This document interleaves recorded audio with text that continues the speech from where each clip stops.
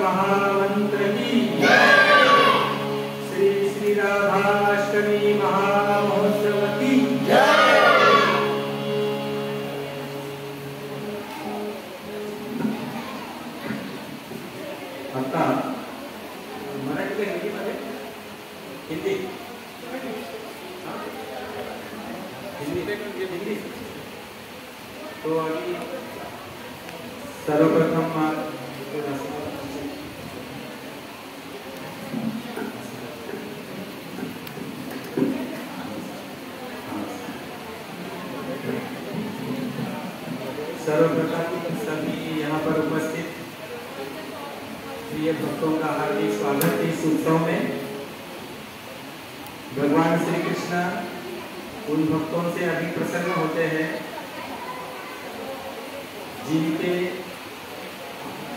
जिन लोगों को श्रीमती राधा रानी एवं सारे वैष्णव आचार्य और भक्तों के गुणगान और उनकी दिव्य लीलाएं सुनने में रुचि है। तो भगवान श्री कृष्ण उन भक्तों के ऊपर अधिक प्रसन्न होते हैं। इसलिए भगवान हमेशा कहते हैं कि हे उद्धव, श्रीमद् भागवत के 11वें स्कंद में भगवान उद्धव को कहते हैं कि जो मैंने गीता में नहीं कहा आज मैं वो तुम्हें बताता हूँ, जो मैंने अर्जुन को नहीं कहा आज मैं वो तुम्हें बताता हूँ। वो ये है कि मैं मेरे पत्नी और परिवार से इतना प्रेम नहीं करता हूँ, मैं मेरी आत्मा से भी इतना प्रेम नहीं करता हूँ, मैं मेरी वार्ता से भी इतना प्रेम नहीं करता हूँ, इतना अधिक प्रेम मैं मेरे भक्तों से करता हूँ। बोलो भगवान श्री कृष्ण की जय। और ऐसे भगवान के आज हम शरण में हैं और भगवान की प्रसन्नता के लिए और श्रीमती राधा रानी की कृपा हमें मिले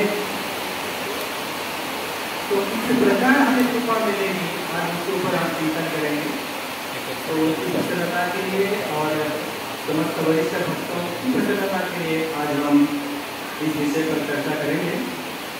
तो पुनः एक बार सभी भक्तों का स्वागत और विशेष रूप से श्रीमान मेरे अत्यंत प्रिय मित्र श्रीमान श्रीधर माधव प्रभु, उनका भी विशेष आभार कि उन्होंने मुझे ये सेवा करने का आज अवसर दिया। तो अभी जो हमने भजन गाया उसका अर्थ भी हम पढ़ेंगे। इस भजन को लिखा है श्रील रूप गोस्वामी प्रभु ने। श्रील रूप गोस्वामी गोपाल जो हमारे गौड़ीय संप्रदाय के 6 गोस्वामी हैं, 6 गोस्वामी, उनमें वो प्रमुख माने जाते हैं। इसीलिए कहा जाता है हमें रूपानुगत। रूप गोस्वामी ने रूपानुगत का अर्थ है कि उन्होंने जो हमें सिद्धांत बताए, उन्होंने जो हमें शिक्षा दी, उसी शिक्षा के अनुसार उन्होंने जो सिद्धांत दिए उसको 100% हमारे जीवन में उतार के हम लोग भक्ति करने का प्रयास कर रहे हैं। भगवान श्री कृष्ण तो उसी व्यक्ति को रूपानुग कहा जाता है। इसलिए आपने देखा होगा कि हमारे पुरानी में भी आता है कि नमो रूपा, हम इस रूप गोस्वामी को प्रणाम करते हैं कि जो चैतन्य महाप्रभु के मन के अभिष्ट को जानते हैं। तो हम संक्षिप्त रूप में प्रणति का उच्चारण करके वर्तमान आचार्यों का, सभी गुरुजनों का आशीर्वाद लेकर फिर इस विषय के ऊपर हम चिंतन करेंगे। तत्पूर्वी जो हमने भजन गाया उसका अर्थ हम देख लेते हैं। रूप गोस्वामी पाद लिखते हैं कि हे राधे, हे माधव की प्रिया, गोकुल की सब तरुणियों में गोपियों के द्वारा वंदित आपकी, हे श्रीमती राधा रानी, आपकी जय हो। आप भगवान दामोदर के प्रेम को बढ़ाने वाले वेश धारण करती है। ठीक है, आप लाइन को ध्यान में रखें क्योंकि आगे हम इसके ऊपर चिंतन करेंगे। हे श्रीमती राधा रानी, आप भगवान दामोदर के प्रेम को बढ़ाने वाले वेश धारण करती हैं। भगवान श्री हरि को सुख देने वाले वृंदावन की आप महारानी हैं। महाराज वृषभानु की सागर से उदित आप नवचंद्र स्वरूपा है। महाराज वृषभानु की सागर मतलब कौन बता सकता है? महाराज वृषभानु रूपी सागर से आप उदित नवचंद्र स्वरूपा है। इसका अर्थ क्या हुआ? महाराज वृषभानु रूपी सागर से आप उदित हो गई हो। इसका अर्थ क्या हुआ? मतलब वृषभानु कौन है? श्रीमती राधा रानी के पिता है। आप ललिता की सखी है एवं सौहार्द, कारुण्य, कृष्ण आनुकूल्य आदि अद्भुत गुणों से आप विशाखा को अपने वशीभूत करती हैं। हे श्रीमती राधा रानी, आपका दिव्य चरित्र कौन गाता है? सनातन, जो ब्रह्मा जी के 4 प्रथम मानस पुत्र थे, सनत, सनातन, सनत कुमार और सनंदन। ये जो थे 4 कुमार, तो ये भी हे राधा रानी आपके महान गुणों का वर्णन करते हैं। तो ऐसे श्रीमती राधा रानी के चरण कमलों में हम सब प्रणाम करते हैं और उनकी करुणा की आशा करते हैं। ओम ज्ञानतिमिरन्दस्य ज्ञानाञ्जनशलाकया चक्षुरुन्मिलितं तस्मै श्री गुरवे नमः। श्री चैतन्य भीष्टं स्थापितं येन भूतले स्वयं विष्णुपादाय कृष्णप्रेष्ठाय भूतले श्रीमते भक्तिवेदान्त स्वामी नामे। नमस्ते सरस्वती देवे गौरवाणी प्रचारिणे निर्विशेष शून्यवादी पाश्चात्य नमो महावदन्याय कृष्ण प्रेम प्रदाय कृष्णाय कृष्ण चैतन्य नाम्ने गौरकृष्णे नमः। नमो ब्रह्मण्य देवाय गो ब्राह्मण हिताय च जगदिताय कृष्णाय गोविन्दाय नमो नमः। तप्तकाञ्चन गौराङ्गी राधे वृन्दावनेश्वरी वृषभानुसुते देवी प्रणमामि हरिप्रिये। वाञ्छाकल्पतरुभ्यश्च सिन्धुभ्यश्च पतितानां पावनेभ्यो वैष्णवेभ्यो नमो नमः। जय श्री कृष्ण चैतन्य प्रभो नित्यानंद, श्री अद्वैत गदाधर श्रीवासादि गौरभक्तवृंद। हरे कृष्णा कृष्णा कृष्णा हरे हरे, हरे राम राम राम हरे हरे।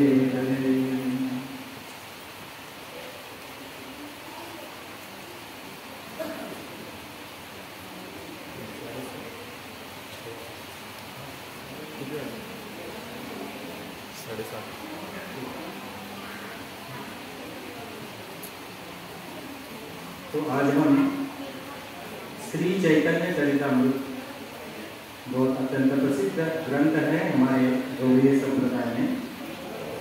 आप सब लोग जानते हैं ना, हम सब गौड़ीय संप्रदाय में हैं।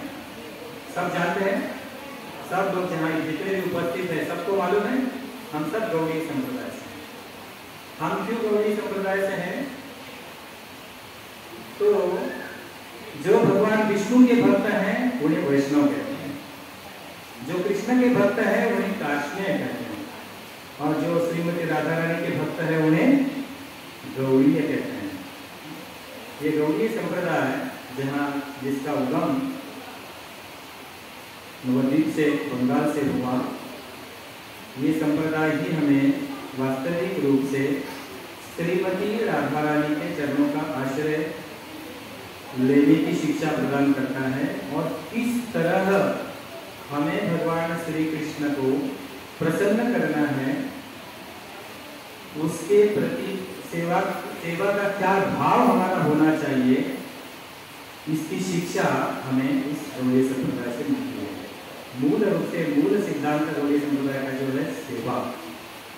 और अगर हम देखेंगे राधा शब्द का अगर गुप्त अर्थ देखेंगे, रहस्य, तो है सेवा। अगर मैं आपको कहूँगा कि राधा इस शब्द का आप मुझे दूसरा समानार्थी शब्द बताएं, तो अगर आप मराठी विश्वकोश में देखेंगे तो लगभग समानार्थ होते हैं, जैसे पानी, जल, नीर, ऐसे है ना।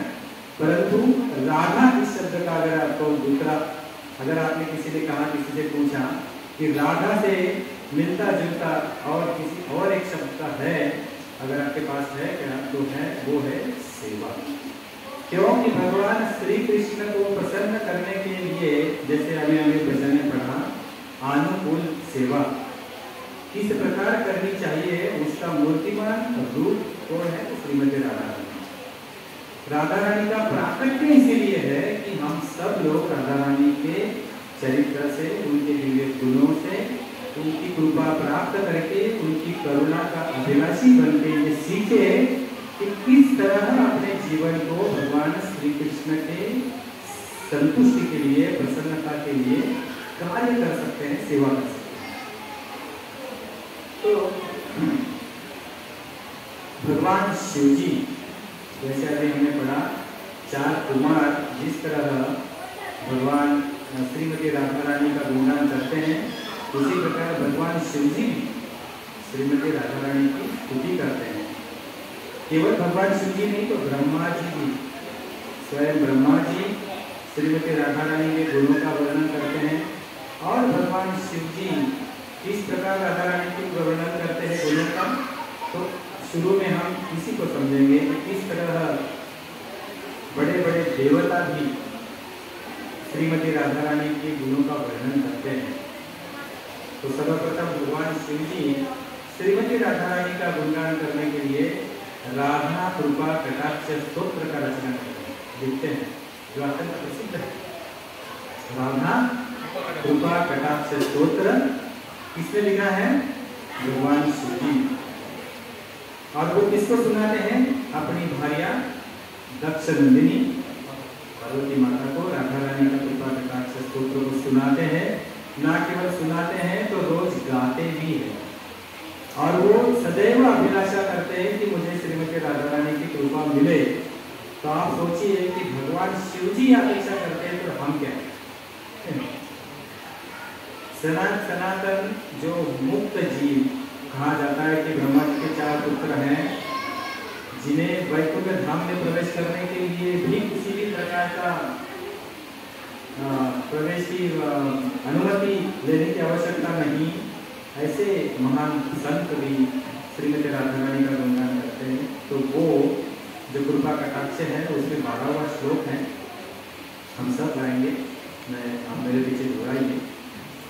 महेश्वरी क्रियेश्वरी स्वधेश्वरी सुरेश्वरी, महेश्वरी क्रियेश्वरी स्वधेश्वरी सुरेश्वरी, प्रमोद कारणेश्वरी त्रिवेद भारतीश्वरी, प्रमाण शासनेश्वरी त्रिवेद भारतीश्वरी, प्रमाण शासनेश्वरी, रमेश्वरी क्षमेश्वरी, प्रमोद कारणेश्वरी, रमेश्वरी क्षमेश्वरी, प्रमोद कारणेश्वरी, ब्रजेश्वरी ब्रजादिते, श्री राधिके नमोस्तुते।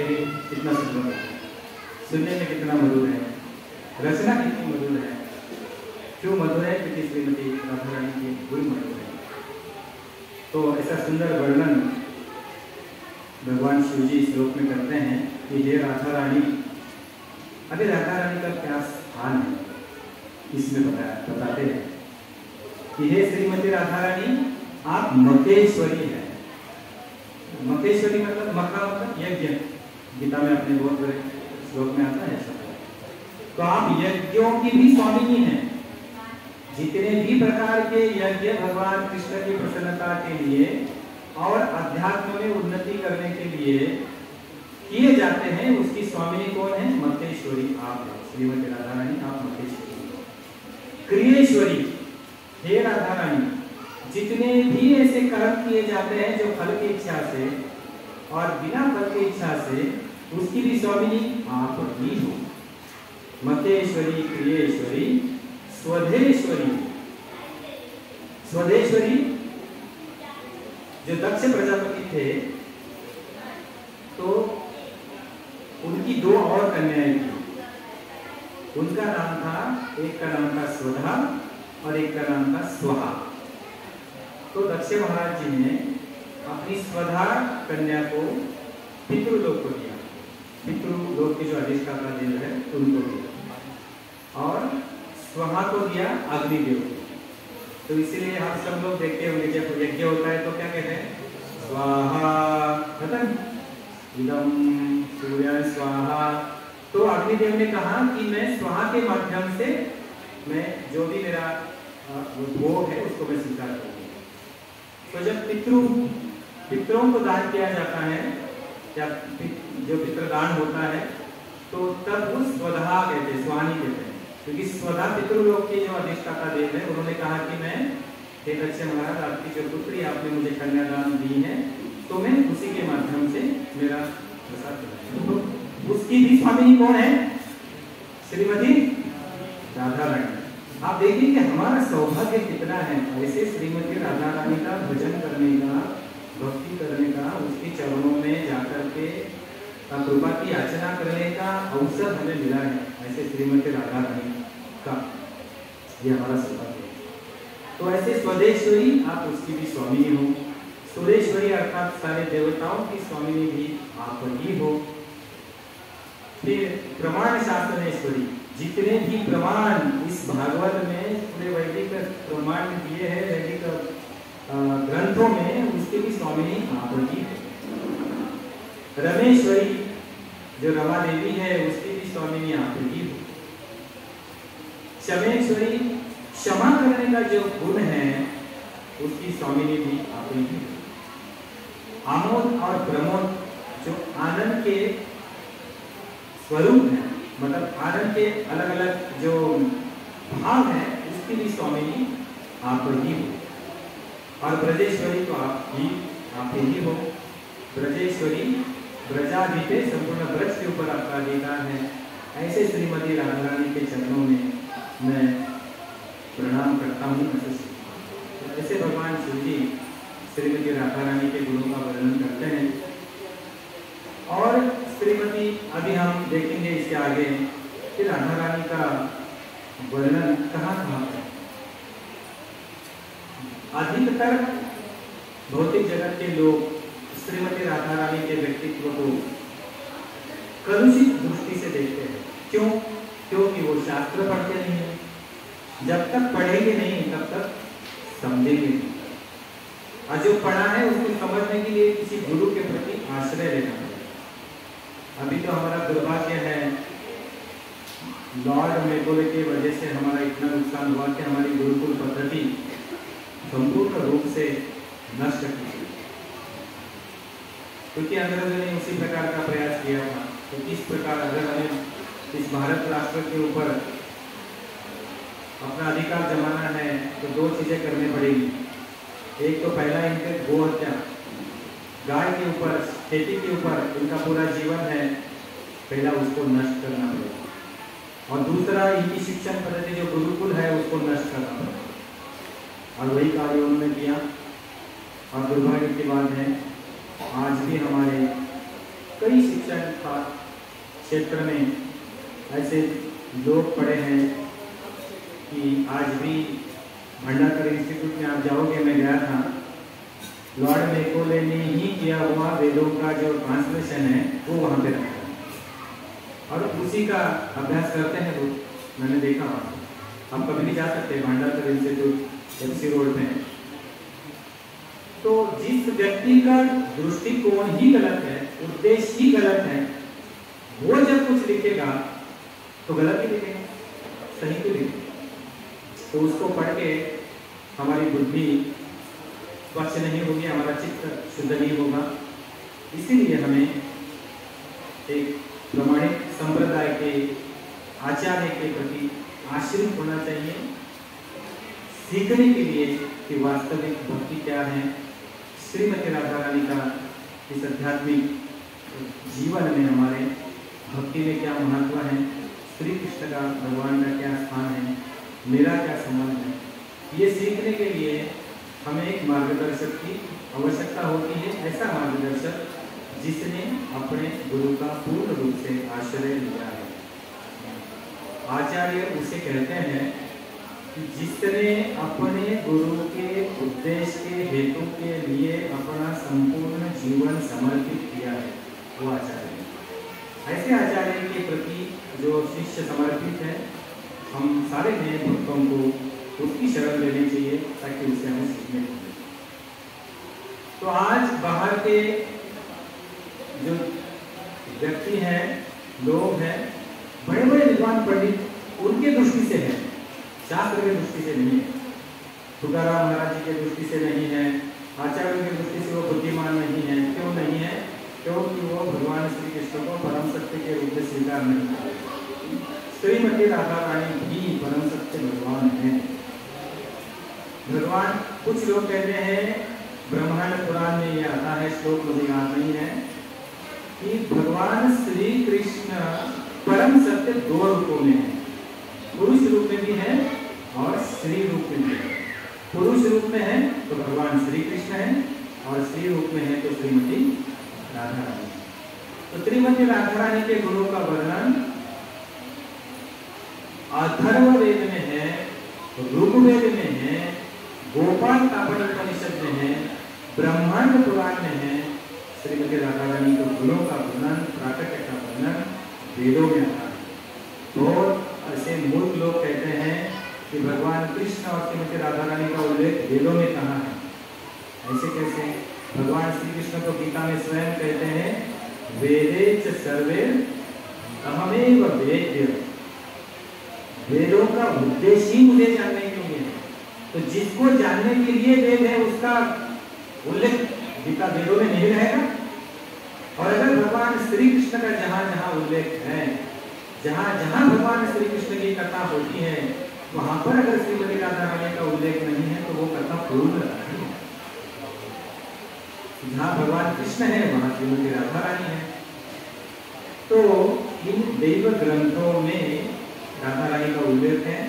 और सबसे प्रसिद्ध ग्रंथ जो आप सब जानते हैं, श्रीमद् भागवतम, उसमें भी श्रीमती राधा रानी का गुणों का वर्णन, उसके दिव्य लीलाओं का वर्णन है। अर्थात गुप्त रूप से है, लेकिन हमारे आचार्यों ने हमें स्पष्ट रूप से इंगित किया है।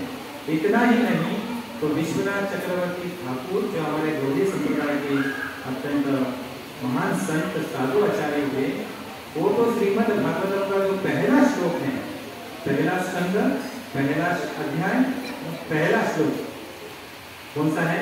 किसी को याद है?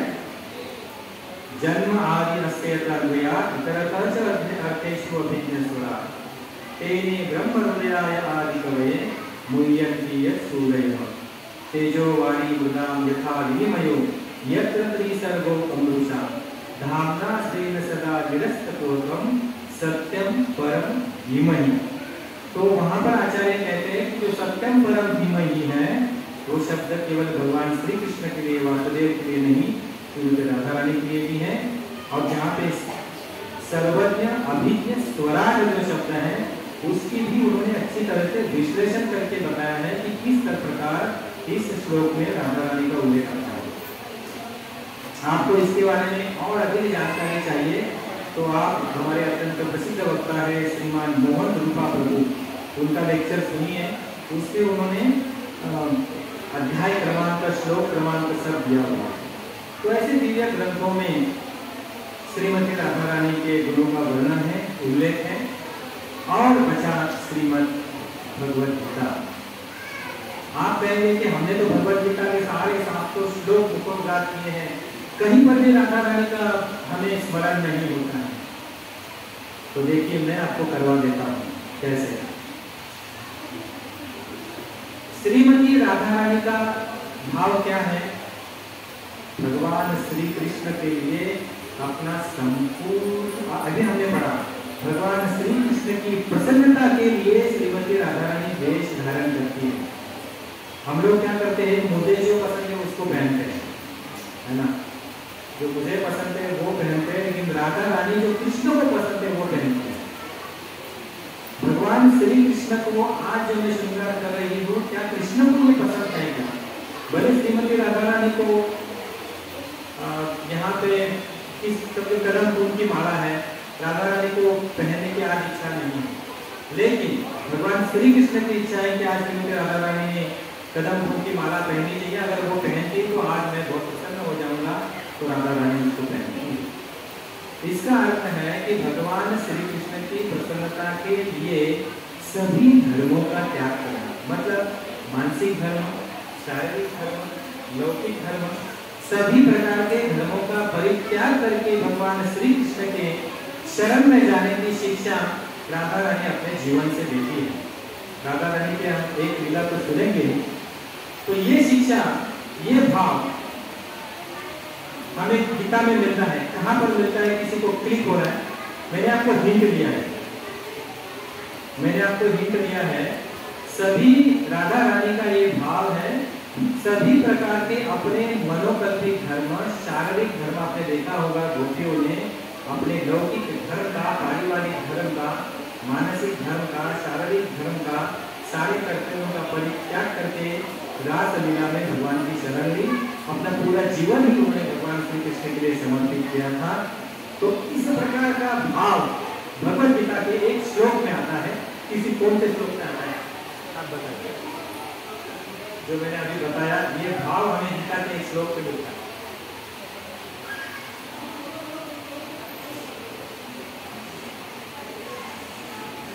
राधा रानी ने सभी प्रकार के धर्मों का परित्याग करके कृष्ण की शरण ली है।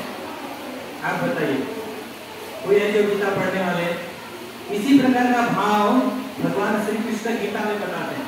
छोटा सा हिंट और देता हूँ, हाँ बोलिए। सही, प्रभु जी का नाम है? हाँ, पांडुरंग प्रभु, इनके लिए हरि बोल बोलिए। हमें समझना चाहिए भगवान श्री कृष्ण जो 18 अध्याय का 66वां श्लोक है, बराबर है ना, 66वां श्लोक 66। भगवान श्री कृष्ण इस श्लोक को उद्धृत करते हैं, वो किसका भाव है? भाई श्रीमती राधा रानी का है। सर्वधर्मान् परित्यज्य मामेकं शरणं व्रज अहं त्वां सर्वपापेभ्यो मोक्षयिष्यामि मा शुचः। तो सभी धर्मों का परित्याग करने का भाव तो श्रीमती राधा रानी का है। और एक श्लोक में राधा रानी का भाव आता है। श्रीमती राधा रानी ने अपने संपूर्ण रूप से अपने मन को भगवान श्री कृष्ण के चरणों में समर्पित किया है, अपने चित्त को भगवान श्री कृष्ण के चरण कमलों में समर्पित किया है। राधा रानी अपने चित्त के प्रसन्न के लिए कुछ भी नहीं करती है। राधा रानी अपने मन के प्रसन्नता के लिए कुछ भी नहीं करती है। जो भी राधा रानी को करना है वो केवल भगवान श्री कृष्ण के मन की प्रसन्नता है। तो कौन सा श्लोक है गीता में? इसी भाव को दोहराने वाला, इसी भाव को प्रकट करने वाला कौन सा श्लोक है गीता में? किसको याद आता है? हाँ बोलिए, बोलिए। देखिए मैं क्यों पूछ रहा हूँ आपको, ताकि दो चीजें हो सकती, या आप बताइए तो मुझे अच्छा लगेगा कि अरे अच्छा है आप गीता पढ़ते हो, क्योंकि गीता और भागवत को प्रतिदिन पढ़ना चाहिए। आज संकल्प लेके जाइए, शपथ लेकर जाइए, मैं प्रतिदिन गीता पढ़ूंगा, गीता प्रतिदिन भागवत पढ़ूंगा। अगर आपको सही रूप में ग्रंथों की कृपा किससे मिलेगी? उसको खरीद के नहीं मिलेगी, उसको कपाट में रखने से नहीं मिलेगी, उसको पढ़ने से ग्रंथों की कृपा मिलेगी। कृपा मिलेगी ना। हमें सबकी कृपा चाहिए, आचार्यों की कृपा चाहिए, ब्राह्मणों की कृपा चाहिए, वैष्णवों की कृपा चाहिए, है ना, भगवान की कृपा चाहिए, ग्रंथों की भी कृपा चाहिए, धाम की भी कृपा चाहिए। तो क्या करना पड़ेगा? जिसकी कृपा चाहिए उसकी सेवा तो करनी पड़ेगी ना, बिना सेवा की कृपा कैसे मिलेगी? दो चीजें करनी चाहिए, एक तो सेवा करनी पड़ेगी, क्या उन्होंने जो कहा है वो उसके अनुसार कार्य करना पड़ेगा। तो हमें दिव्य ग्रंथों की कृपा चाहिए, क्योंकि मैं आपको विश्वास के साथ कहता हूँ, आप इसको कितनी भी बार अपने श्लोक कंठस्थ कर लो, लेकिन इसको हृदय में जो प्रकट करने का मैजिक, प्रकट करने की जो कला है ना, वो केवल है कृपा। जब तक ये ग्रंथ हमारे ऊपर कृपा नहीं करेंगे तब तक ये हृदय में प्रकट नहीं करेंगे। हम समझ ही नहीं पाएंगे कि क्या इसमें क्या लिखा है। तो दूसरा श्लोक है भगवद गीता के 90 अध्याय में आता है, 2 बार आता है ये श्लोक, मन मना भव मनुभक्तो मध्याजीमा नमस्करो। ये भाव किसका है? श्रीमती राधा रानी का भाव इसमें छुपा हुआ है। तो दूसरे विभाग में हमने देखा कि किस प्रकार इन ग्रंथों में श्रीमती राधा रानी का उल्लेख रहा है। अभी हम श्री चैतन्य चरितामृत, जिसके रचयिता है कृष्णदास कविराज गोस्वामी, तो इन्होंने इस प्रकार श्रीमती राधा रानी के गुरु का वर्णन किया है, इसको पढ़ेंगे। आदि लीला है, उसका अध्याय 4 है और श्लोक क्रमांक है 56। राधा कृष्ण एक आत्मा दुई देह धरी, अन्योन्य विरसे रस आस्वादन करी। वो कहते हैं राधा और कृष्ण एक ही है, वो भिन्न नहीं है। जैसे कि मैं और मेरा हाथ, ये अलग है क्या? नहीं। कुछ लोग कहते हैं भौतिक जगत के कि ऐसे कैसे भगवान श्री कृष्ण ने राधा रानी के साथ व्यवहार किया, ऐसे कैसे राधा रानी के साथ निंदा की, वही क्यों नहीं करेंगे? राधा रानी किसकी है? भगवान कृष्ण की है। राधा रानी भगवान कृष्ण ही का ही रूप है। राधा और कृष्ण में कोई प्रकार का भेद नहीं है। अगर ये मेरा हाथ है, मेरे हाथ का मैं चुम्बन लूं या मेरे हाथ को कुछ भी करूं, आपको कोई समस्या है क्या? हाथ मेरा है, वैसे श्रीमती राधा रानी किसकी है? तो भगवान कुछ भी करे, उनका अधिकार है। वैसे राधा और कृष्ण एक है, परंतु उन्होंने 2 देह धारण किए हैं प्रेम का आस्वादन करने के लिए, और भौतिक जगत में ये प्रदर्शित करने के लिए कि वास्तविक प्रेम क्या है। अगर राधा शब्द की व्याख्या करें तो ये होती है भगवान के प्रति जिसका शुद्ध प्रेम है, उस व्यक्ति का नाम है राधा। भगवान श्री कृष्ण के प्रति जिसके रोम रोम में केवल भगवान श्री कृष्ण को प्रसन्न करने की इच्छा है, वो है श्रीमती राधा। तो विश्वनाथ चक्रवर्ती ठाकुर लिखते हैं, उस दिव्य प्रेम का आस्वादन करने के लिए श्रीमती राधा रानी का नाटक हुआ। भगवान श्री कृष्ण, जब आप सब जानते हैं कि हमारा भौतिक शरीर 5 तत्वों से बना है ना, पृथ्वी, अग्नि, वायु, आकाश और जल। परंतु भगवान श्री कृष्ण का दिव्य देह 3 तत्वों से, सत, चित और आनंद।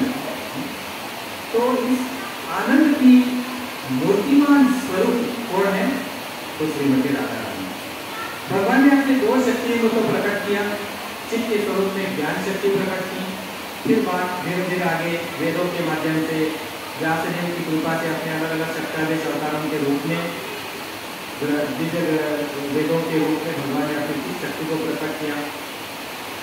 परम सत्य रूपी दिव्य शक्ति को भी भगवान ने अपने सत्य शक्ति के रूप में प्रकट किया। बची भगवान की आनंद तत्व का स्वरूप रूप जो भगवान ने श्रीमती राधा रानी के रूप में प्रकट की। सच्चित आनंद, यही तीन तत्व तीन शक्तियों में आगे जाकर विभाजित होते हैं, सम्मिलित शक्ति, संधिनी शक्ति और लाभिनी शक्ति। तो भगवान की जो सर्वश्रेष्ठ मानी जाती है लाभिनी शक्ति, वो कौन है? श्रीमती राधा रानी। लाभिनी शक्ति का विस्तार, लाभिनी शक्ति का मूर्ति रूप, प्रकट मूर्ति रूप है श्रीमती राधा रानी। जब भगवान ने आनंद को प्रकट करने की इच्छा की, तब भगवान के वाम भाग से श्रीमती राधा रानी प्रकट हुई। जैसी ही श्रीमती राधा रानी प्रकट हुई, तुरंत वो जैसी प्रकट हुई तुरंत दौड़ते दौड़ते गई, एक फूल राधा रानी ने पिक किया और वो फूल लाके भगवान श्री कृष्ण को अर्पण किया। आचार्य कहते हैं कि राधा शब्द की उत्पत्ति कैसे हुई? तो आराधना से हुई। कैसे हुई? तो जैसे ही राधा रानी प्रकट हुई तो उसने अपने जीवन का लक्ष्य बताया इस लीला से। क्या किया? दौड़ते गई, फूल लाई और भगवान कृष्ण को अर्पण किया।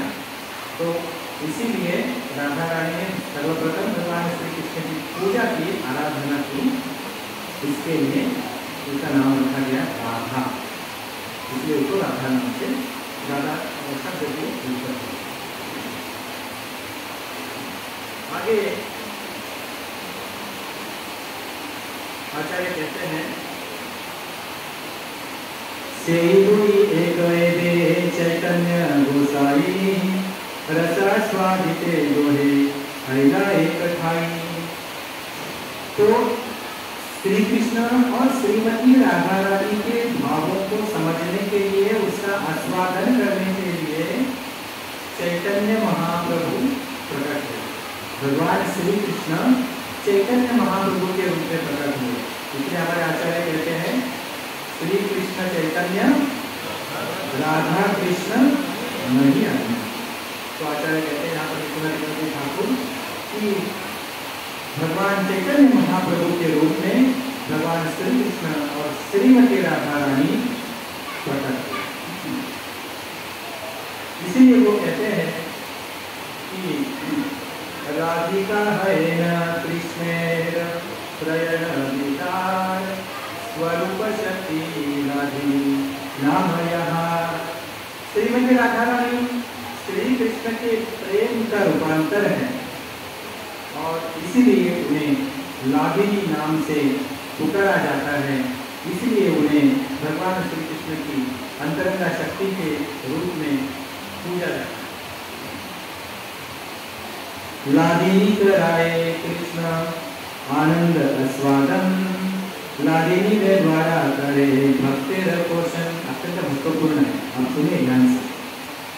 लादिनी शक्ति भगवान श्री कृष्ण के आनंद को आस्वादन करती है और करवाती है, और भगवान श्री कृष्ण के जितने भक्त हैं उनका पोषण कौन करती है?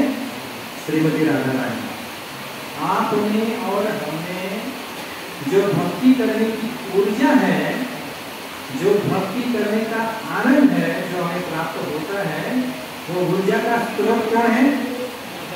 श्रीमती राधा रानी। ध्यान में रखिए, हम जो भक्ति कर रहे हैं, भक्ति करने के बाद हमें जिस आनंद का अनुभव होता है, वो आनंद कौन है? तो श्रीमती राधा रानी का। तो राधा रानी के द्वारा वो हमें आनंद मिलता है। और राधा रानी क्या करती है? भगवान श्री कृष्ण के जो भक्त हैं उन भक्तों का पोषण करती है। सच्चिदानंद पूर्ण कृष्ण स्वरूप, एक शक्ति तारे धरे तीन रूप।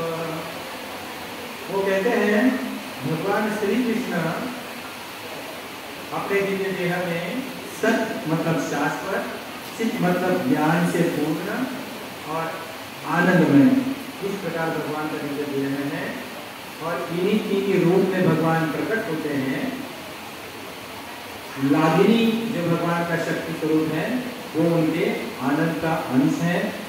संधिनी शक्ति अस्तित्व रूप है, जिसके प्रमुख अधिष्ठाता देव बलराम जी हैं। ध्यान रखिए, संजीवनी शक्ति का जो है भगवान बलराम जी उसके मूल रूप में और उसके अधिष्ठाता माने जाते हैं। तो श्रीमती राधा रानी के बारे में विश्वनाथ चक्रवर्ती ठाकुर आगे कहते हैं कि हे प्रभु, सभी आपके प्रति जितने भी भक्ति करने की मार्ग है उसकी भी अधिष्ठात्री कौन है? तो श्रीमती राधा रानी। उसकी भी ऊर्जा कौन है? तो श्रीमती राधा रानी है। संधीर सारांश शुद्ध सत्वनाम भगवाने सत्ता है यहाँ तेरा। भगवान श्री कृष्ण के प्रति जो विशुद्ध सत्व भाव है उसका भी आधार कौन है? वो कहते हैं श्रीमती राधा रानी। तो ऐसा स्थान श्रीमती राधा रानी का श्री विश्वनाथ चक्रवर्ती ठाकुर वर्णन करते हैं। और भगवान श्री कृष्ण के प्रति जो अलग अलग भावों का वर्णन रूप गोस्वामी अपने भक्तरसामृत सिंधु में करते हैं, उसमें सर्वोच्च स्थान महाभाव का माना जाता है। और उसका दर्शन हम केवल श्रीमती राधा रानी के लीलाओं में और उनके दिव्य गुणों में कर सकते हैं। महाभाव स्वरूपा श्री राधा ठाकुरानी सर्वगुण खानी कृष्ण कांता शिरोमणि। चैतन्य चरितामृत में आता है श्लोक कि महाभाव स्वरूपा श्रीमती राधा रानी ठाकुरानी है, सभी गुणों की खान श्रीमती राधा रानी है। और भी राधा रानी के गुण के वर्णन का करते हैं। गोविंदानंदिनी राधा गोविंद मोहिनी, गोविंदानंदिनी राधा गोविंद मोहिनी, गोविंद सर्वस्व सार कांता शिरोमणि। श्रीमती राधा रानी गोविंद को भी आनंद देने वाली है। श्रीमती राधा रानी सभी गोपियों में कांता शिरोमणि है। गोविंद को भी मोहित करने वाली श्रीमती राधा रानी है। मायापुर में चैतन्य मठ में हमारे आचार्य भक्ति सिद्धांत सरस्वती ठाकुर महाराज जी की विग्रह जो है, पूजा के विग्रह, उनका नाम है गांधार्विका गिरिधारी। श्रीमती राधा रानी का नाम है गांधार्विका। इसका अर्थ है कि कृष्ण को भी मोहित करने वाला। देखिए, श्रीमती राधा रानी में 25 गुण है हमारे आचार्य कहते हैं। वैसे तो अनंत गुणों से बड़ी श्रीमती राधा रानी है, परंतु मुख्य रूप से 25 गुण श्रीमती राधा रानी के हैं और 64 गुण भगवान श्री कृष्ण के हैं। अधिक गुण किसके हैं? कृष्ण के हैं। तो भारी कौन बनना चाहिए? लेकिन राधा रानी का एक गुण है महामदनत्य भाव, वो 25वां गुण है। वो एक ही गुण से भगवान श्री कृष्ण को जीत लेती है। मतलब 24 गुण में से 24 गुण में बाकी की जरूरत ही नहीं। एक गुण के आधार पर श्रीमती राधा रानी भगवान श्री कृष्ण को जीत लेती है, आकर्षित कर लेती है। इसलिए उनका नाम है मदन मोहन मोहिनी। तो गोविंदा मोहिनी राधा गोविंदानंदिनी, गोविंद सर्वस्व सार कांता शिरोमणि। श्रीमती राधा रानी है। तो ऐसे श्रीमती राधा रानी के चरणों में हमें आज ये प्रार्थना करनी चाहिए कि हे राधा रानी, मुझे कृपा दो। कैसी कृपा दो? मुझे सेवा में जोड़ो, क्योंकि सेवा करना ही राधा रानी का प्राकट्य का उद्देश्य है। राधा रानी के लीलाओं का उद्देश्य, राधा रानी का प्राकट्य का उद्देश्य है हम सब लोगों को सेवा में जोड़ना। जब तक हम सेवा में नहीं जुड़ेंगे हमें राधा रानी की कृपा नहीं मिलेगी। तो इसीलिए जब भी हम देखें कि हम हरे कृष्ण महामंत्र का जप करते हैं, सब करते हैं ना, सारे भक्तों हरे कृष्ण, ऐसा कोई व्यक्ति है यहाँ पे जो हरे कृष्ण महामंत्र का जप नहीं करता है? ऐसा कोई नया आज जो पहली बार आया, ऐसा कोई व्यक्ति जो आज पहली बार इस कार्यक्रम में है? नहीं है, सब नए भक्त, पुराने भक्त। तो हम क्या मानते हैं?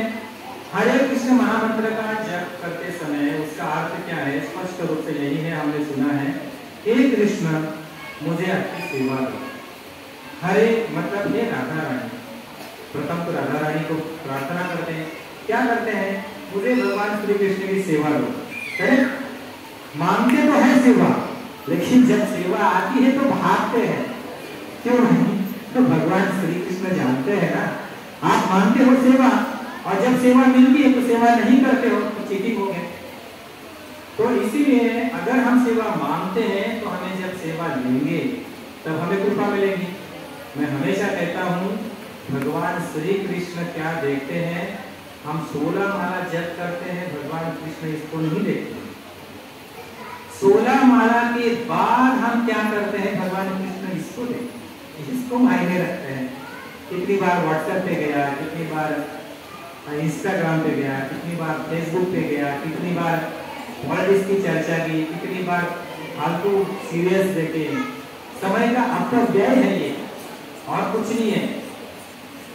आलिया जन्मा उठा वेगकरा शरण का उदारा पांडुरंगा नाही तरी काय थोडी स्वामी करे बापुरी। पुत्री मात्रांची भर कमी नाही 140 करोड मध्ये तुकाराम महाराज म्हणतात तुझी भर आणखी नको, जन्माला आलायस तर पांडुरंगाची शरण घे। तो अगर हम सेवा मांगते हैं और अगर सेवा नहीं देते हैं तो चेकिंग हुआ। इसीलिए हरे कृष्ण महामंत्र का जब हम जप करते हैं तो हमें सेवा मिलती है, तो हमें सेवा में भाग लेना चाहिए, उसे भागना नहीं चाहिए, क्योंकि सेवा ही एक माध्यम है जो हमारे चित्त को शुद्ध करेगा। सेवा ही एक माध्यम है जो हमें नम्र बनाएगा। सेवा ही एक माध्यम है जो हमें वैष्णव से जोड़ेगा। सेवा ही एक माध्यम है जो हमें भगवान से जोड़ेगा। और सेवा ही एक माध्यम है जो हमें भगवान का दर्शन भी देगा। इसीलिए 16 माला के बाद हमारा समय हम सेवा में देखें। सततम कीर्तन यंतो माम का अर्थ क्या है, भगवान कृष्ण गीता में कहते हैं, मतलब ऐसा नहीं कि आप करता ले लो, भुतुम ले लो और दिन भर नाचते गाते फिरो।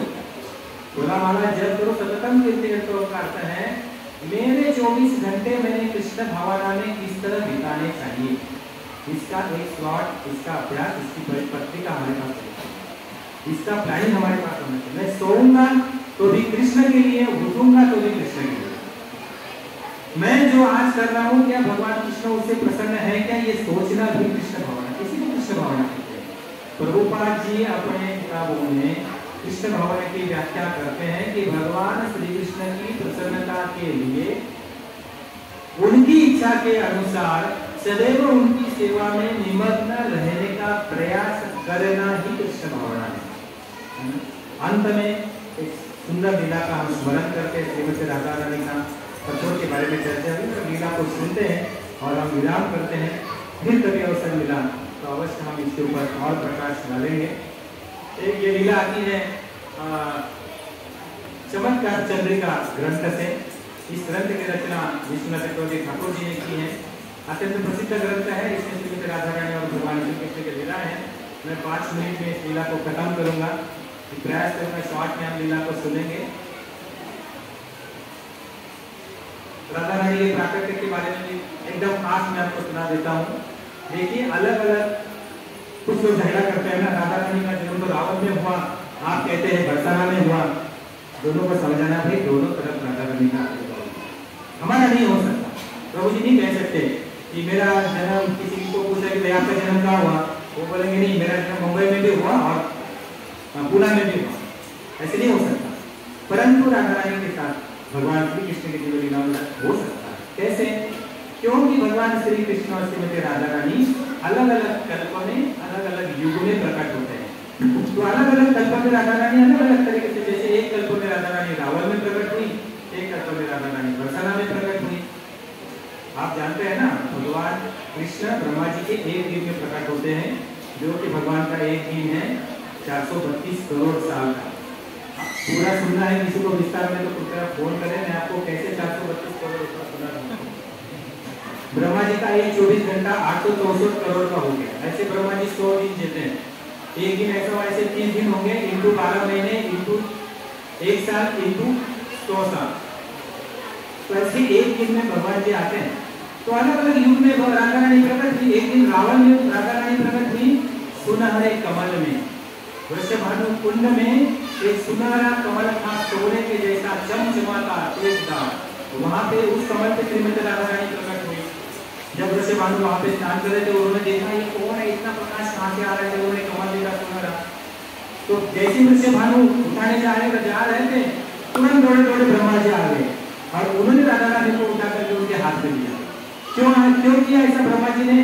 उन्होंने कहा कि क्यों भविष्य में आगे जाके मुझे मौका नहीं मिलेगा उनके चरणों का स्पर्श करने का। देखिए श्रीमती राधा रानी का स्थान देखिए, ब्रह्मा जी ऐसा सोचते हैं कि मुझे श्रीमती राधा रानी के चरणों का स्पर्श करने का अवसर नहीं मिलेगा, तो इसलिए मैं तुरंत राधा रानी को उठाता। तो रावण भी राधा रानी का प्रकट हुआ। राधा रानी के पिताजी का नाम है वृषभानु, माता जी का नाम है कीर्तिदा। वृषभानु जो थे महाभानु के पुत्र थे। अब जानते हैं ना, महाभानु बरसाना में महाभानु ने गोप ने जिनके 5 पुत्र थे महाभानु के। पहले पुत्र थे रत्नभानु। महाभानु के 5 पुत्र थे, रत्नभानु, वृषभानु, सुभानु, चंद्रभानु जो है उनकी पुत्री थी चंद्रावली। राधा रानी और चंद्रावली उनकी जो आप जानते हैं उनका नाम। तो चंद्रभानु, चंद्रावली और प्रतिभानु, ये 5 भानु थे। उनमें से वृषभानु बड़ा वरिष्ठ थे और बड़ा बुद्धि उनका अच्छा था, तो उनको उन्होंने नेता बना दिया ब्रज का। तो वृषभानु हो गए। और जो कीर्तिदा थी, तो बिंदु करके गोपी गोप थे अपने बरसाना में।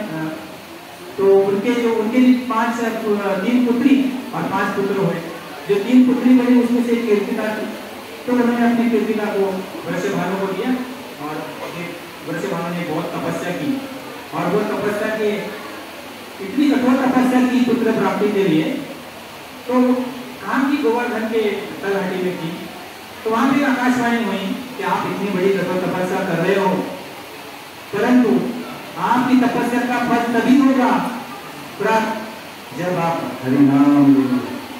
हरे कृष्णा कृष्णा कृष्णा हरे हरे, हरे राम राम राम हरे हरे।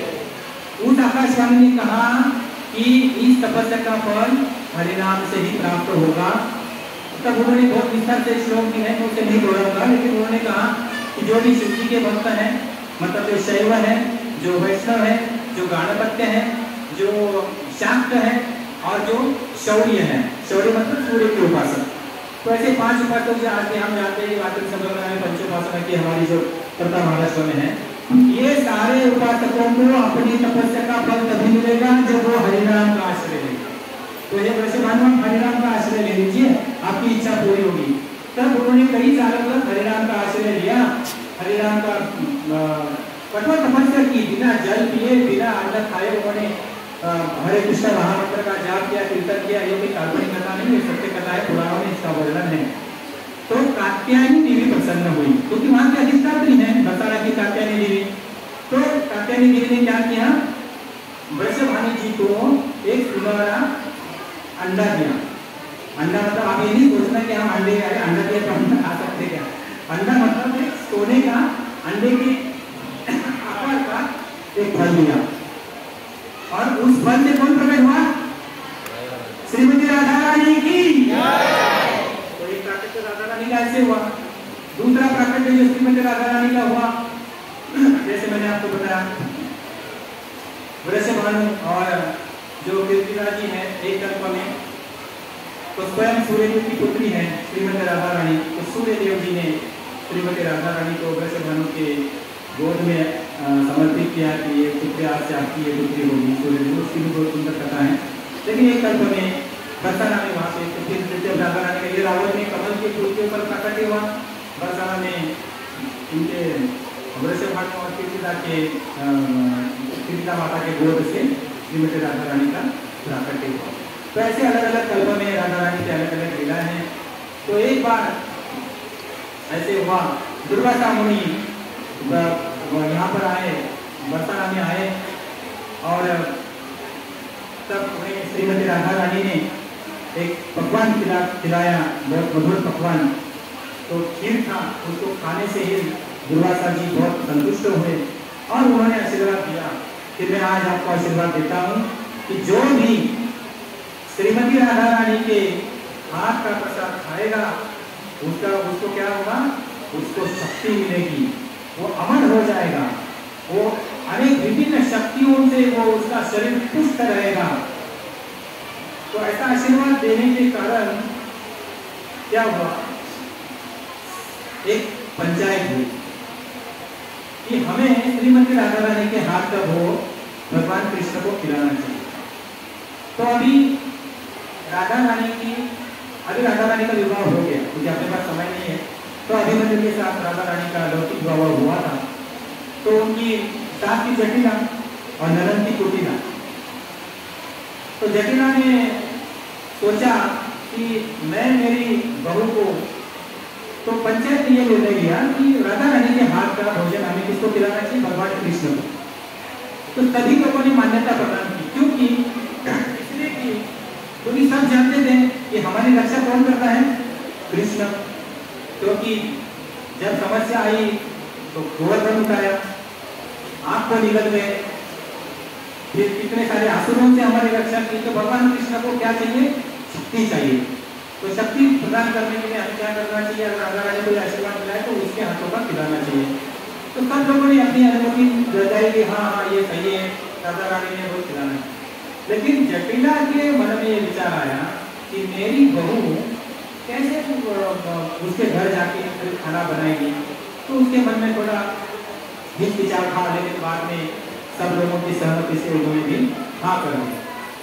तो प्रतिदिन राधा रानी, मुझे इसको थोड़ा आगे लेना है, प्रतिदिन राधा रानी भगवान श्री कृष्ण का भोग बनाने के लिए नंदगांव जाती थी और आगे चली तो और प्रसाद बनाती थी। एक दिन ऐसे हुआ, जटिला और कुटिला एक साथ बैठे और उन्होंने सोचा भेजना 2 घंटा प्रसाद के लिए मुझे अच्छा नहीं लगता है, मेरी बहू को अभी मना करना चाहिए, कुछ मर्यादा भी होती है, ऐसा उन्होंने सोचा। लेकिन कुटिला ने सोचा कि हम ऐसा करेंगे, लोग तो अनुमति नहीं देंगे, इसके लिए हमें कुछ सुझाव, कुछ अलग इंतजाम करना चाहिए। तो जटिला ने सोचा ठीक है, हम ऐसा करेंगे, आज से हम क्या करेंगे, टिफिन देंगे राधा रानी को। राधा रानी प्रतिदिन भगवान श्री कृष्ण के लिए पकवान बनाने के लिए नंदगांव जाती थी। तो उन्होंने सोचा कि आज से हम टिफिन देंगे।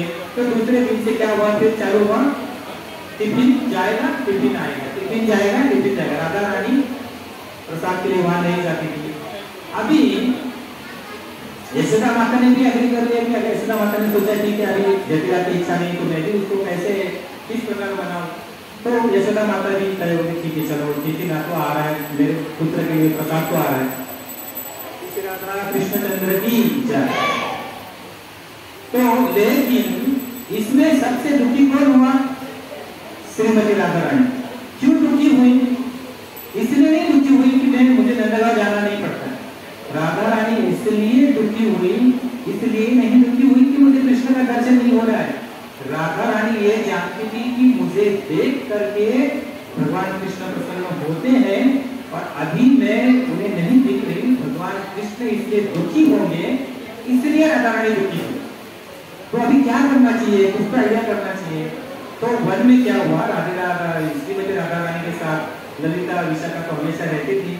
तो ललिता राधा रानी वहां पर विरह के, भगवान कृष्ण के विरह भाव में मूर्छित हो गई। जैसी राधा रानी मूर्छित हो गई तो जोर से ललिता विशाखा ने चिल्लाना चालू कर दिया कि राधा रानी मूर्छित हो गई, राधा रानी मूर्छित हो गई, क्या हो गया क्या हो गया। तो सांप ने काटा। तो सही तो था, सांप ने काटा था। कौन से सांप ने काटा था, विरह रूपी सांप ने काटा था राधा रानी को। तो सांप ने काटा, जटिला दौड़ते दौड़ते आ गई, कुटिला आ गई, सब लोगों ने राधा रानी को उठाया, अपने महल में लेके आए। तो अभी क्या उपाय करना है, तो आप लोग तो सब जानते हैं कि राधा कृष्ण को मिलाने का प्रयास कौन करती है, तो पूर्णमासी करती है ना। तो पूर्णमासी आई, उन्होंने कहा कि हाँ इसके लिए एक उपाय है। क्या उपाय है, तो हम क्या करेंगे, जो गर्ग मुनि है उनकी 2 पुत्रियां थी, एक थी गार्गी और एक थी विंध्या, जो विंध्यावली के नाम से।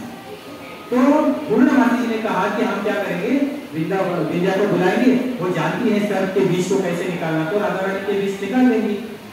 तो जटिला ने कहा कि नहीं, वो तो उसकी भी शादी हो गई, वो तो काशी चली गई।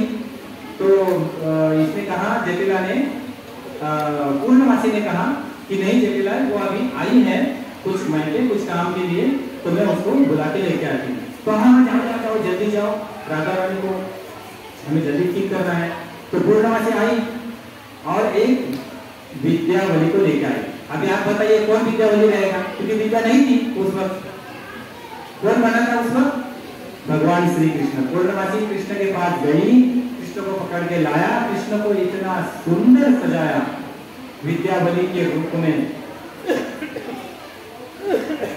और घूंघट दिया। क्यों दिया, क्योंकि भगवान कृष्ण की आंखें देख के ही पता चलेगा ये कौन है, कृष्ण है। तो भगवान श्री कृष्ण विद्यावली का रूप लेकर राधा रानी के घर आए। और विद्यावली को क्यों लाया? क्योंकि राधा रानी ने फिर एक कंडीशन रखी थी। पूर्णमासी को कहा था कि जिस भी वैद्य को लाओ किसी पुरुष वैद्य को मत लाना, क्योंकि मैं भगवान श्री कृष्ण के सिवाय किसी भी पुरुष का स्पर्श नहीं सह सकता। तो अभी उस वक्त तो कोई लेडी डॉक्टर नहीं थी, अभी है एमबीबीएस के डॉक्टर, उस वक्त नहीं था, सारे वैद्य पुरुष ही थे। तो उसने सुझाव दिया कि विद्यावली है गर्गमुनि की पुत्री, वो जानती है। तो विद्यावली बन के कृष्णा है। जितना हो सके मैं आपको समय के अनुसार शॉर्ट कर देता हूँ। तो भगवान श्री कृष्ण आए विद्यावली के रूप में। जैसे ही विद्यावली के रूप में आए, सुंदर साड़ी पहना, भगवान को बहुत अच्छी तरह से सजाया था। तो जटिला पैर, क्योंकि ब्राह्मण की पुत्री है तो पैर पड़ना चाहिए। जैसे पैर पड़ने गई जटिला तो भगवान कृष्ण नाटक से नहीं पैर नहीं छूना, पैर नहीं छूना, पैर नहीं छूना, ऐसा कहा। क्योंकि मुझे अभी जो दवाई देनी है ना, मुझे किसी को स्पर्श नहीं करना है, अपने आवाज में कृष्ण ने कहा। और फिर अंदर गई तो सारे खड़े सामने में। राधा रानी तो बेहोश पड़ी है, जटिला है वहां पर, कुटिला है, मुकरा है जो नानी है राधा रानी की, फिर पूर्णमासी है, सपावन है, बहुत सारे गोपियां है, ललिता है, विशाखा है। तो अभी मंत्र पढ़ना है तो पढ़ने जाऊंगा तो पैसा नहीं है, किसी है, अभी क्या करें? तो विद्यावली ने कहा, मतलब कृष्ण आप समझ लीजिए, मैं अभी विद्यावली कहूंगा कि आप सब लोग बाहर जाइए। मुझे क्या है, इसमें अगर मैं इस मंत्र का पठन करूंगी ना तो ये प्रभाव नहीं करेगा, और आप सब लोग बाहर जाइए, सब लोग बाहर जाइए। तो सब लोगों को बाहर कर दिया, सब लोग महल के नीचे उतरे, कुछ सीढ़ियां चढ़ के निकल आए, दरवाजा बंद किया। और फिर भगवान श्री कृष्ण और राधा रानी एक दूसरे से मिले, अपने आनंद, उन्होंने एक दूसरे से बातचीत की, आनंद उठाया। और सबको जाते समय कहा आपको एक प्रहर तक नहीं आना है। ये बड़ा बहुत जहरीले सांप ने काटा है राधा रानी को, इतना जल्दी नहीं जाएगा, आपको एक प्रहर तक नहीं आना है, मतलब 3 घंटा। लेकिन 3 घंटे तो हो गए, तो दोनों को पता ही नहीं चला 3 घंटे कहाँ थे बातचीत में। तो स्टेप्स चलने की आवाज आ गई भगवान कृष्ण को, अरे तो सब लोग आ रहे, अभी क्या करें? तब भगवान ने देखा दरवाजे तक आया है और किसी ने टक टक किया है।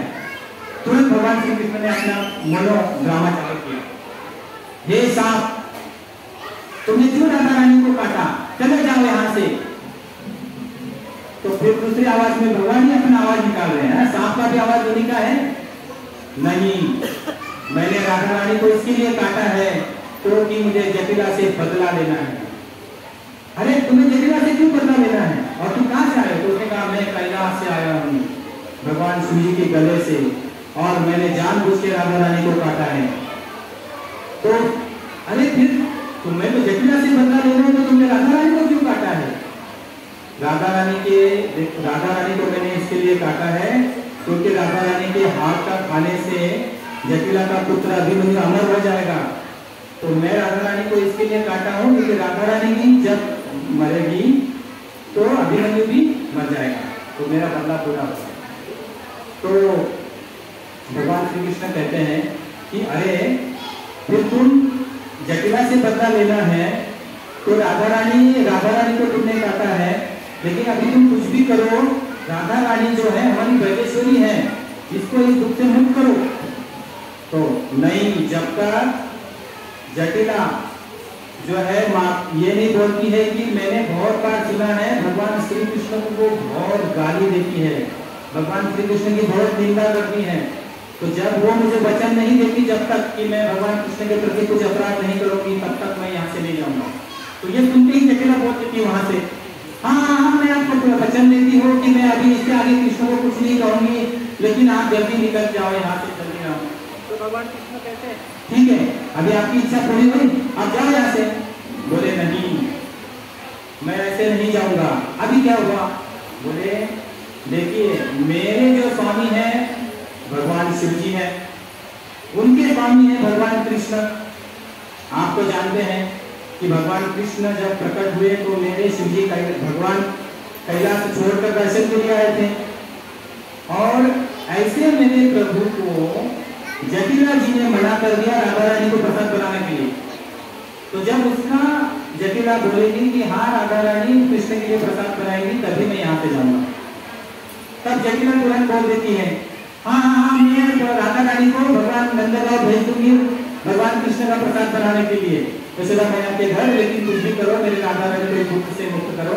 और तब साथ बोलते हैं, मतलब भगवान कृष्ण ही बोल रहे हैं, ठीक है तो अभी जटिला ने मुझे प्रॉमिस किया है तो मैं अभी मेरा जहर निकाल लेता हूँ और मैं कैलाश में जाता हूँ, अभी मैं जा रहा हूँ। ऐसे करके भगवान श्री कृष्ण जो है विंध्यावली की आवाज में बोलते हैं और तुरंत दरवाजे पर राधा रानी उठती है, दरवाजा खुलता है, सब जटिला बुटिला आती है और सब लोग फिर राधा रानी के जयकार करते हैं। राधा रानी को फिर जटिला आती है, हाथ घुमाती है उसके चेहरे से और फिर दोबारा पैर पड़ने के लिए जाती है विंध्यावली से।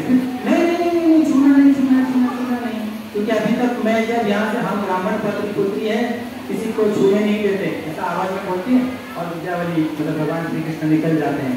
तो ऐसी और बहुत सारी चीजें मिला है जो राधा रानी के चमत्कार चंद्रिका में है, विदग्ध माधव में है, जो गोस्वामी ने लिखा हुआ, ललित माधव में है, जो गोस्वामी जी ने लिखा हुआ, गोपाल उपनिषद में है। इतनी सुंदर सुंदर लीलाएं हैं, तो कभी समय मिला तो उसे सुनेंगे, इस लीला को विराम करते हैं और श्रीमती राधा रानी के चरणों में सब मिलकर प्रार्थना करते हैं कि हमें सेवा में जुड़े। और वो सेवा हमें अभी मिल रही है 8 अक्टूबर को आने वाले जो प्रभु जी इसके ऊपर बाद में आपको देंगे।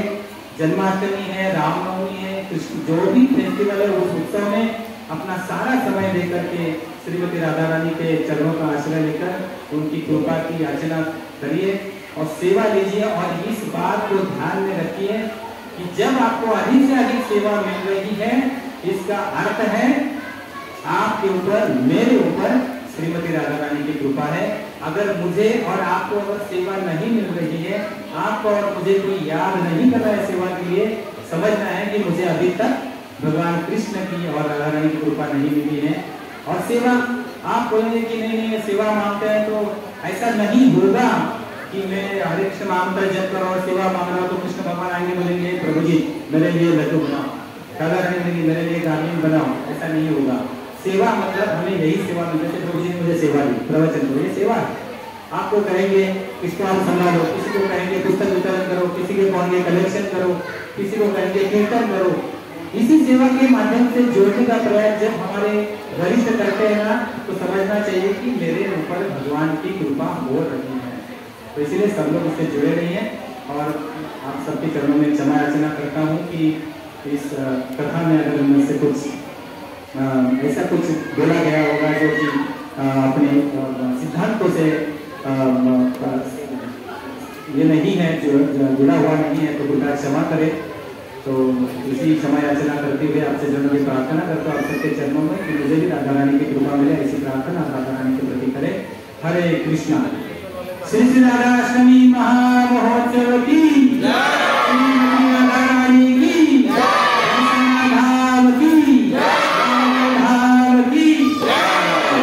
श्रील प्रभुपाद